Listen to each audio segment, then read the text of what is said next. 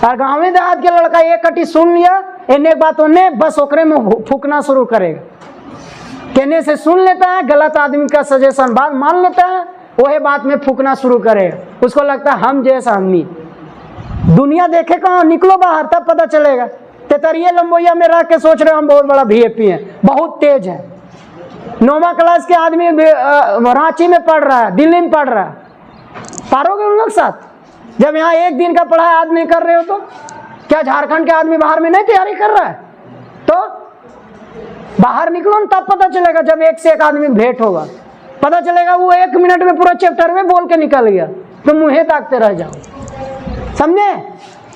हम लोग बाहर का चेंगक पढ़ाते हैं, बाहर का हर डिस्ट्रिक्ट का चेंगक पढ़ाते हैं। वही चीज सिखाने की कोशिश कर रहे हैं, समझाने की कोशिश कर रहे हैं। शून्यक मतलब होता है किसी भी बहुपद का जब हम लोग शून्यक निकालते हैं तो उसको शून्य के बराबर लिखते हैं, और जब शून्य के बराबर लिखते हैं तो जो चर का मान आता है उसी को शून्यक बोलते हैं। और जो शून्यक का मान आता है अगर आप उसको उस बहुपद में पुट करोगे, बैठा दोगे और हल करोगे तो उत्तर कितना आएगा? 0 है। रैखिक बहुपद का शून्यक 1 होता है, द्विघात का 2, त्रिघात का 3 होता है। इतने तो याद करना, ये तुम नहीं याद करते तो काहे लाते हो?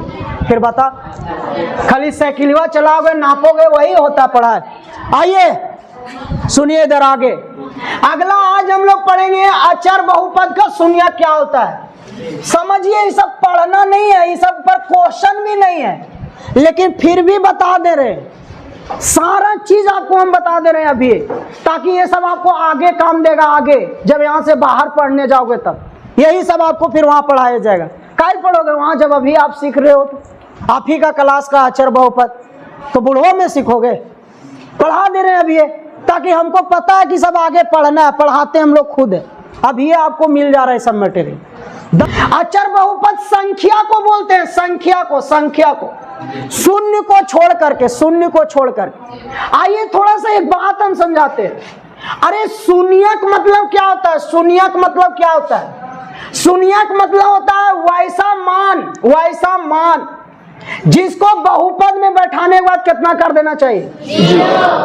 अगर कोई भी बहुपद में हम कुछ मान बैठाते हैं और अगर उस पूरा बहुपद का आंसर वो 0 ला देगा तो उस मान को, उस बहुपद का क्या बोलेंगे? शून्यक बोलेंगे। ये भी तो हो सकता ना आंसर। कोई भी बहुपद में अगर हम कोई चर का मान बैठाएं, कोई संख्या बैठाएं, और अगर वो संख्या उस बहुपद का उत्तर को 0 कर देता है तो इसका मतलब वो संख्या उस बहुपद का शून्यक होगा।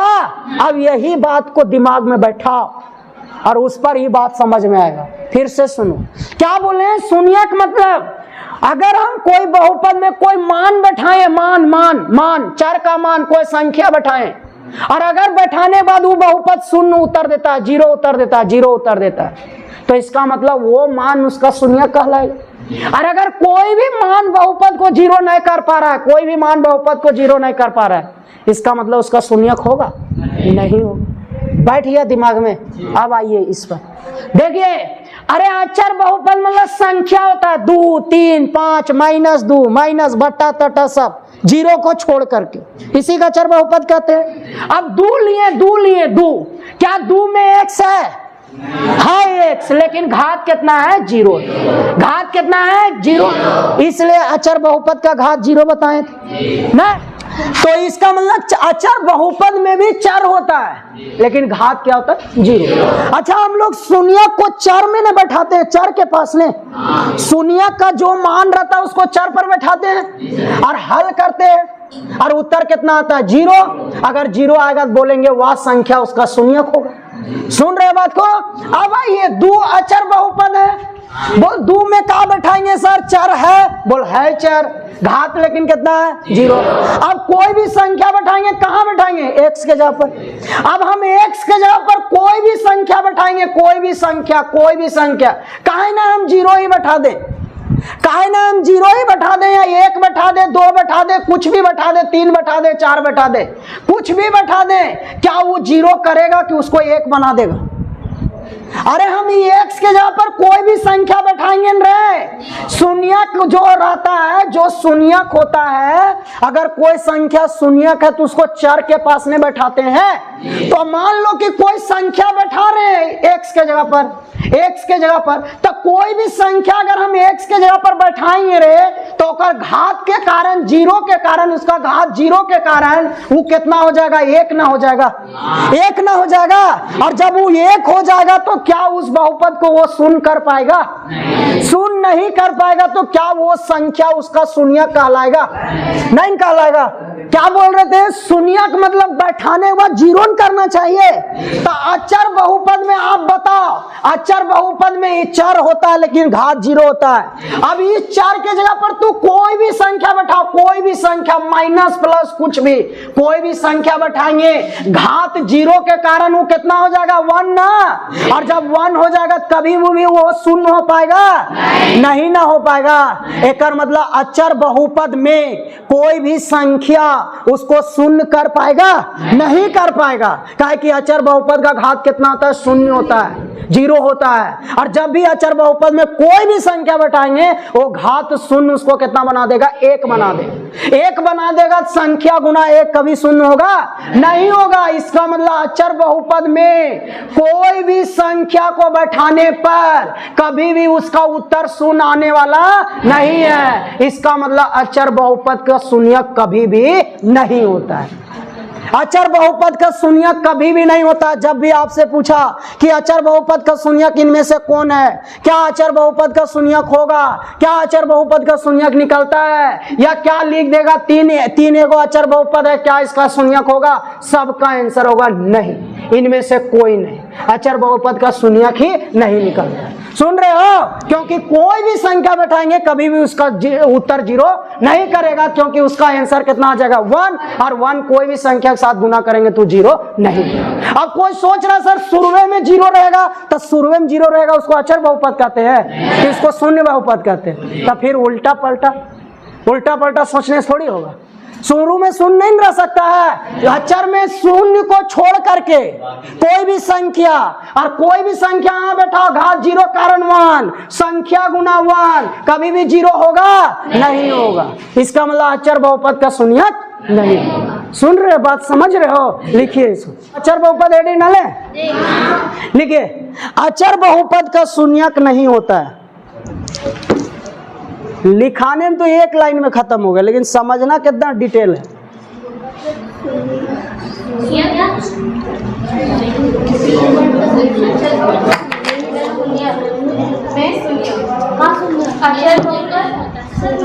अचर बहुपद का शून्यक नहीं होता है, इतने लिखिए।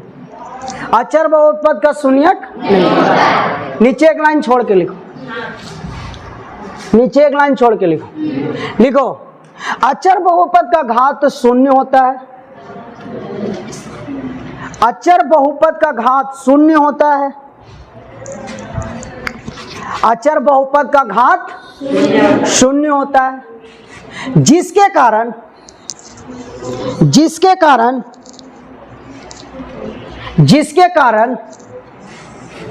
चर के जगह पर कोई भी संख्या बैठाते हैं, चर के जगह पर कोई भी संख्या बैठाते हैं,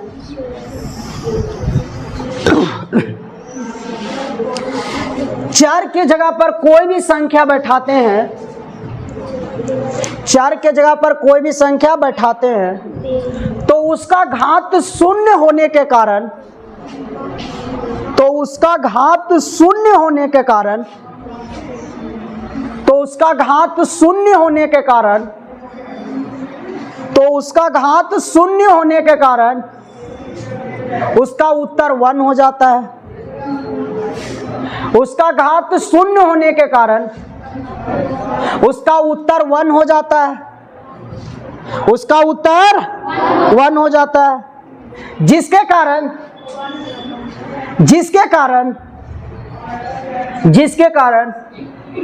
उस पूरे बहुपद का उत्तर, जिसके कारण उस पूरे बहुपद का उत्तर, जिसके कारण उस पूरे बहुपद का उत्तर शून्य नहीं हो पाता है, जिसके कारण उस पूरे बहुपद का उत्तर शून्य नहीं हो पाता है, शून्य नहीं हो पाता है। इसलिए इसलिए अचर बहुपद का शून्यक नहीं होता है। इसलिए अचर बहुपद का शून्यक, समझिए बात को। चलिए, ये था अचर बहुपद। अब समझते हैं शून्य बहुपद का शून्यक कितना होता है। हेडिंग डालिए, शून्य बहुपद का शून्यक क्या होता है। शून्य बहुपद का शून्यक क्या होता है।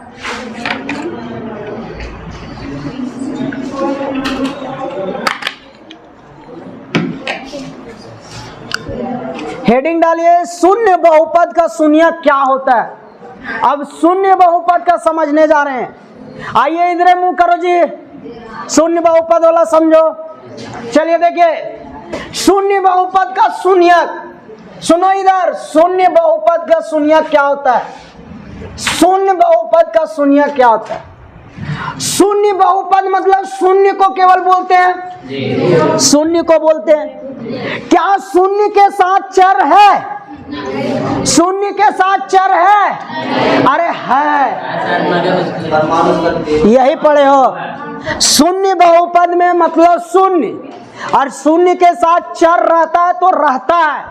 घात कितना था शून्य बहुपद का, कुछ भी, सब बताया गया है। शून्य बहुपद में शून्य के साथ एक्स स्क्वायर भी हो सकता है, शून्य के साथ एक्स का घात 3 भी हो सकता है, 6 भी हो सकता है, 10 भी हो सकता है, 100 भी हो सकता है। बताए कि नहीं? ना बताए, कुछ भी हो सकता है। बताए ना, कुछ भी हो सकता है। तब फिर शून्य बहुपद में कुछ भी हो सकता है, चर का घात। इसलिए लिखाए थे कि शून्य बहुपद का घात अपरिभाषित होता है। आप बता ही नहीं सकते हो कि क्या होगा, कुछ भी हो सकता है। और जहां कुछ भी हो सकता है उसका आंसर अपरिभाषित होता है। समझ रहे बात को।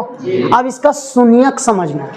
शून्यक मतलब इस बहुपद में हम लोग चर के जगह पर कुछ बैठाएंगे, चर के जगह पर कुछ बैठाएंगे, और अगर चर के जगह पर कुछ बैठाने के बाद अगर उत्तर 0 आएगा, इसका मतलब वो संख्या उसका क्या कहलाएगा, शून्यक कहलाएगा।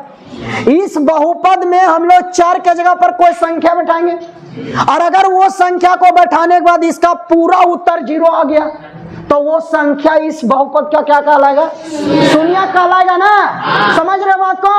अब मान लो कि हम यहाँ कुछ बैठा रहे हैं इस बहुपद में, ये बहुपद का उदाहरण यहाँ से उठा लिए। चलिए उठा लिए इसमें। अब एक्स के जगह पर कोई लड़का कुछ बैठा रहा है, मन किया उसको 5 बैठाने, चलो 5 बैठा भाई। 5 का स्क्वायर हो गया 0 गुना 5 का स्क्वायर 25, लेकिन 0 होने के कारण इसका क्या है, उत्तर हो गया 0। सुने जी, कोई लड़का बोल रहा सर हम 6 बैठाएंगे, 6 बैठाएंगे, 6 का स्क्वायर 36, और 0 होने के कारण वो भी क्या हो जाएगा, 0। कोई लड़का बोलेगा सर हम 10 बैठा रहे हैं तब वो 0 हो जा रहा है, हम 100 बैठा रहे हैं तब वो 0 हो रहा है, क्योंकि शुरू में 0 है। एक मतलब शून्यक बहुपद में तू कुछ भी बैठाएगा ना, उत्तर क्या आएगा, 0। इसका मतलब शून्यक बहुपद का कोई भी संख्या इसका क्या कहलाएगा, शून्यक कहलाएगा। कोई भी संख्या, अचर बहुपद में कोई भी संख्या नहीं, और शून्यक बहुपद में कोई भी संख्या ले लो, सभे के सब शून्यक कहलाता है। कोई भी संख्या तू बैठा दो, कोई भी संख्या, माइनस प्लस बट्टा रूट वूट कुछ भी, ओकरा हल करो, बाहर में 0 लगा ला, बोला हल कर का 100 200 500, बाहर में शून्य बैठल, ओकरा का कर देता, शून्य कर देता। समझे तुम लोग। तो शून्यक बहुपद का कुछ भी ना शून्यक उत्तर हो सकता है। शून्यक बहुपद का कोई भी संख्या ना शून्यक का उत्तर हो सकता है, क्योंकि कोई भी संख्या बैठाएंगे, कोई भी संख्या बाहर में 0 रहने के कारण उसको क्या कर देगा, 0 कर देगा ने। तो हम लोग जानते हैं कि कोई भी संख्या बैठाने के बाद अगर उस बहुपद का पूरा उत्तर 0 आता है, तो वही संख्या को उस बहुपद का क्या कहते हैं, शून्यक। शून्यक बहुपद में तू कुछ भी बैठा दे, कुछ भी बैठा दे, ओकरा हल कर, पूरा ब्रैकेट तोड़, एकदम 3 दिन तक हल करते रहा, 3 दिन तक राते दिन एकदम लगल ही पूरा घरे वाले हल कैल ही, बाहर में 0 लगा, आओ बोला आओ, क्या कर देगा, 0 कर। इसका मतलब शून्यक बहुपद का कोई भी संख्या ले लो, सारा का सारा संख्या क्या कहलाता है, शून्यक। लिखो ना, शून्यक बहुपद का कोई भी संख्या, शून्यक बहुपद का कोई भी संख्या शून्य का उत्तर होता है। लिख दिया ऑप्शन में ऑब्जेक्टिव क्वेश्चन। एक शून्य बहुपद है, क्या इसका शून्य 2, 3, 4 और अंतिम में इनमें से सभी, क्या ऑप्शन मारोगे? इनमें से सभी। कुछ भी हो सकता, कुछ भी, समझ लिए? शून्य बहुपद का शून्यक कुछ भी हो सकता। क्लियर हो गया? हेडिंग डालिए अगला। लिखिए, हम लोग कैसे जानेंगे कि कोई भी संख्या किसी बहुपद का शून्यक है कि नहीं? किसी भी बहुपद का शून्यक है कि नहीं? किसी भी बहुपद का शून्यक है कि नहीं? है कि नहीं? देखिए सुनिए, कोई भी संख्या किसी बहुपद का शून्यक है कि नहीं कैसे जानेंगे? वह संख्या को उस बहुपद में बैठाएंगे, जहां जहां चर रहेगा उस चर के जगह पर वह संख्या बैठाएंगे, उसको हल करेंगे। अगर उत्तर शून्य आएगा तो बोलेंगे वह संख्या उसका क्या है? शून्य। समझे जी? कैसे जानेंगे कि वह संख्या उस बहुपद का शून्यक है कि नहीं? उस बहुपद में उस संख्या को बैठाएंगे। अगर हल करने के बाद उत्तर 0 आया तब बोलेंगे वह संख्या उसका शून्यक होगा।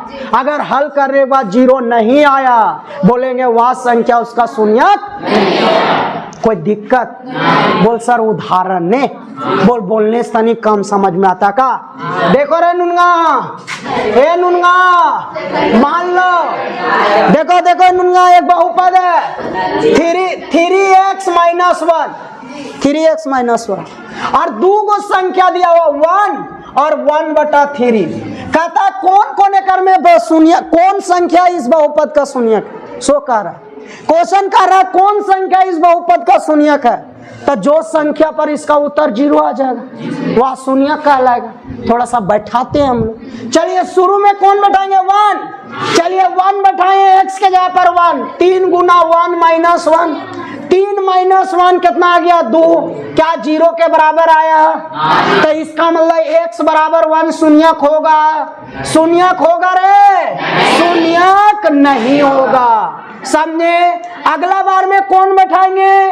अगला बार में x के जगह पर 1/3। जहां जहां x है 1/3 बैठाओ। अब हल करो, 3 से 3 कट गया, 1 माइनस 1 कितना आ गया? 0। इसका मतलब x बराबर 1/3 क्या होगा? शून्यक होगा। अरे आया समझ में कि नहीं? अरे आया समझ में कि नहीं? आ गया जी? एक उदाहरण और है। fx बराबर x²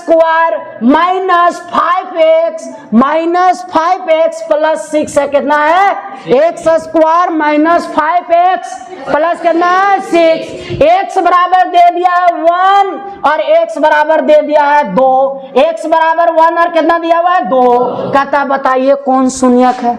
जिस संख्या पर उत्तर 0 आ जाएगा। चलिए पहले कौन बैठाएंगे? 1 बैठाइए। 1 का स्क्वायर माइनस 5 गुना 1 प्लस 6। अरे 1 माइनस 5 प्लस 6, 6 एक साथ में 5 का कितना? 2। क्या शून्य के बराबर आया? तो 1 शून्यक होगा? नहीं होगा। लेकिन अब 2 बैठाएंगे।